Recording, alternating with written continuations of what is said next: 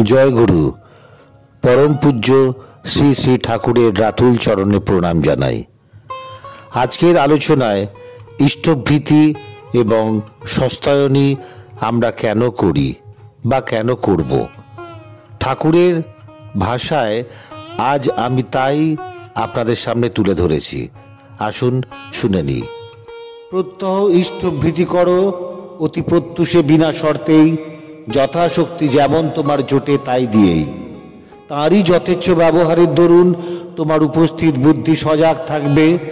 শতসন্দীপনী সতর্ক সন্ধিচ্ছায় নিজেকে সুবিনায়িত করে অনেক জঞ্জাল এড়িয়ে চলতে পারবে দুনিয়ায়। এই ইষ্টভৃতি হতে যে বা যারা তোমাকে বিরত করবে, ঠিক যেন সে বা তারা তোমার শত্রু। অনেকবার অনেক রকমে বলেছি, আবার বলি, নিষ্ঠা তৎপরতা নিয়ে দৈনন্দিন জীবন যজ্ঞে প্রথম আহুতি হচ্ছে ইষ্টভৃতি। আর ওই নিষ্ঠা আকুতি তৎপরতায় স্বস্তির পথে চলাই হচ্ছে সস্তায়নী। সস্তায়নী মানে হচ্ছে ভালো থাকার পথে চলা। আর ওই দক্ষ চলনার দক্ষিণাস্বরূপ ইষ্ট সান্নিধ্যে নিয়মিত অর্ঘ্য নিবেদন। যে অবদানকে সম্বল করে ওই নিষ্ঠা তৎপরতায় সারা দিনটি চলা যায়, ওই পাঁচটি নীতি বিনায়িত পথে, ইষ্টভৃতি বলো আর সস্তায়নী বলো, তা যতক্ষণ না বিধিমাফিক ইষ্টকে বাস্তবভাবে অর্পিত হচ্ছে বা নিবেদিত হচ্ছে, ততক্ষণ তা ইষ্টভৃতি বা সস্তায়নী হয়ে ওঠে না। আর ইষ্টভৃতি বা সস্তায়নীর কোনো রকম কৈফিয়ত নাই, হিসাব নিকাশ নাই। ওই দেওয়া বা ওই দান ওই ইষ্টপুরুষেই সার্থক হয়ে ওঠে। তোমার ওই নিষ্ঠা আকুত অন্তরের বাস্তব নিবেদন তৎপরতায়। এই ইষ্টভৃতি আর সস্তায়নী যাদের যেমনতর নিয়ত চক্রে চলে থাকে, ওই সম্বেগ ধৃতি নিয়মনায় তেমনতরই নিয়ন্ত্রিত হয়ে থাকে আর শুভপ্রসূয় হয়ে ওঠে তা তাদের কাছে অমন্তরই। কারণ তোমার ওই সশ্রদ্ধ নিষ্ঠাপ্রণোদিত আকুত অনুরাগ বাস্তব দক্ষ অর্ঘ্যে তাতে অর্পিত হয়ে তোমার বোধোদ্দীপনায় চলার অর্থকে তাতে সঙ্গতিশীল উন্নীত করে তুলে থাকে। আর এই হচ্ছে ইষ্টে রাগ যোজনার প্রভাব। আর অনিয়ত যারা, তাদের পক্ষে তেমনই ন্যূন ফলবাহিতা। কারণ স্বাতি নক্ষত্রের জল পাত্র বিশেষে ফল। যেখানে যেমনতর পড়বে তোমার ব্যক্তিত্ব প্রভান্বিত হবে তেমনতর। ওর সার্থকতাই কিন্তু ইষ্ট সান্নিধ্যে নিবেদন করায়। তার এক চুল এদিক ওদিক হলেই খাটবে না, কিন্তু তা ইষ্টভৃতি হবে না, সস্তায়নী হবে না। শ্রী শ্রী ঠাকুরের এই অমোঘ বাণী নির্দেশের মূল বার্তা হল, প্রতিদিনের জীবনের সূচনা হতে হবে একাগ্র নিষ্ঠা ও ইষ্টের প্রতি নিবেদন দিয়ে। বিনয়, নিষ্ঠা এবং নিয়মের মাধ্যমেই ইষ্টভৃতি ও সস্তায়নী বাস্তবায়িত হয়। এই জীবন দর্শন সম্পূর্ণরূপে নিঃস্বার্থ এবং এতে কোনো রকম স্বার্থপরতার জায়গা নেই। ঠাকুর বলতে চেয়েছেন, ইষ্টভৃতি এবং সস্তায়নী তখনই সার্থক হয় যখন তা ইষ্টপুরুষের প্রতি আন্তরিকতার সঙ্গে নিবেদিত হয়। প্রতিটি মানুষের জীবনে এটি তার নিজস্ব নিয়ম শৃঙ্খলা ও ধৈর্যের মাধ্যমে পরিচালিত হয়। এই প্রক্রিয়া কেবল ব্যক্তির কল্যাণ নয়, বৃহত্তর শুভ ফলও নিশ্চিত করে। ঠাকুরের এই বাণীটি গভীর জীবন দর্শন এবং আধ্যাত্মিকতা নিয়ে লেখা। এখানে ইষ্টভৃতি এবং ইষ্ট সান্নিধ্যের গুরুত্বের ব্যাখ্যা করেছেন ঠাকুর। বাণীটিতে বলা হয়েছে যে জীবনের প্রকৃত সাফল্য এবং সার্থকতা ইষ্টের প্রতি ভক্তি, নিষ্ঠা ও আন্তরিক নিবেদনের মধ্যে নিহিত। যিনি স্থির, সুশৃঙ্খল এবং সঠিক পথে চলেন, তিনি জীবনের প্রকৃত অর্থ উপলব্ধি করতে পারেন। তবে অনিয়মিত বা অস্থির ব্যক্তি এই পথের ফল তেমনভাবে ভোগ করতে পারেন না। স্বাতি নক্ষত্রের বৃষ্টির জলের উদাহরণ দিয়ে ঠাকুর খুব সুন্দরভাবে বুঝিয়েছেন যে জীবনের প্রভাব এবং ফলাফল ব্যক্তির নিজের যোগ্যতা ও প্রস্তুতির উপরই নির্ভর করে। ইষ্টভৃতি এবং সস্তায়নী অত্যন্ত সূক্ষ্ম এবং নিখুঁত হতে হবে।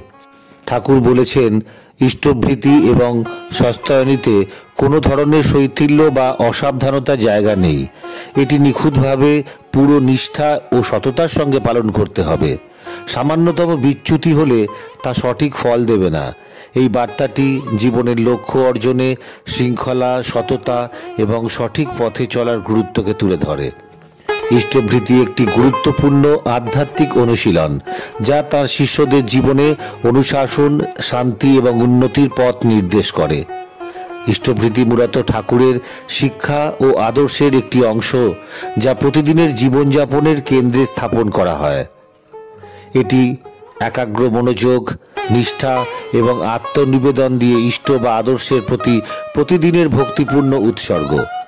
এটি ঠাকুরের প্রতি ভক্তি ও বিশ্বাসের মাধ্যমে নিজের জীবনের প্রত্যেক কাজকে সার্থক করে তোলার প্রক্রিয়া।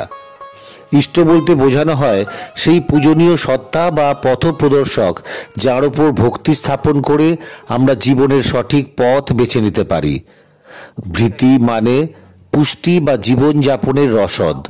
সুতরাং ইষ্টভৃতি হল ইষ্টের প্রতি একনিষ্ঠভাবে নিবেদন করা এবং তার আদর্শকে জীবনে প্রয়োগ করা।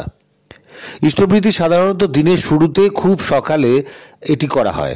এই সময়টি হলো ব্রাহ্ম মুহূর্ত, যা আত্মশুদ্ধি এবং মনোযোগ নিবদ্ধ করার জন্য সর্বোত্তম সময়।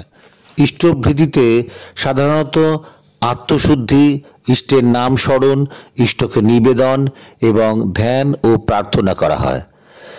এটি আত্মবিশ্বাস ও ধৈর্য বাড়ায়, জীবনের প্রতিটি ক্ষেত্রে উদ্দেশ্য স্পষ্ট করে তোলে, মনোযোগ এবং কর্মদক্ষতা বৃদ্ধি পায়, আধ্যাত্মিক শান্তি এবং জীবনের প্রতি ইতিবাচক মনোভাব তৈরি হয়। জীবনের সব দিকেই ইষ্টের আদর্শ অনুসরণের এক দৃঢ় ভিত্তি স্থাপন করে। শ্রী শ্রী ঠাকুরের ইষ্টভৃতি কেবল একটি আধ্যাত্মিক প্রক্রিয়াই নয়, এটি একটি জীবনের দৃষ্টিভঙ্গি।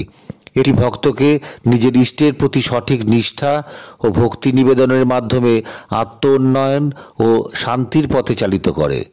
নিয়মিত ইষ্টভৃতি পালনের মাধ্যমে আমরা জীবনের প্রতিটি ক্ষেত্রে সঠিক দিক নির্দেশনা এবং সফলতা লাভ করতে পারি। আর সস্তায়নী হল শ্রী শ্রী ঠাকুরের শিক্ষার অন্তর্ভুক্ত একটি আধ্যাত্মিক অনুশীলন এবং জীবনের উন্নতির পথ। এটি মূলত ব্যক্তির জীবনে সঠিক পথে চলা, শান্তি অর্জন এবং ভালো থাকার জন্য নিয়মিত অনুশীলন।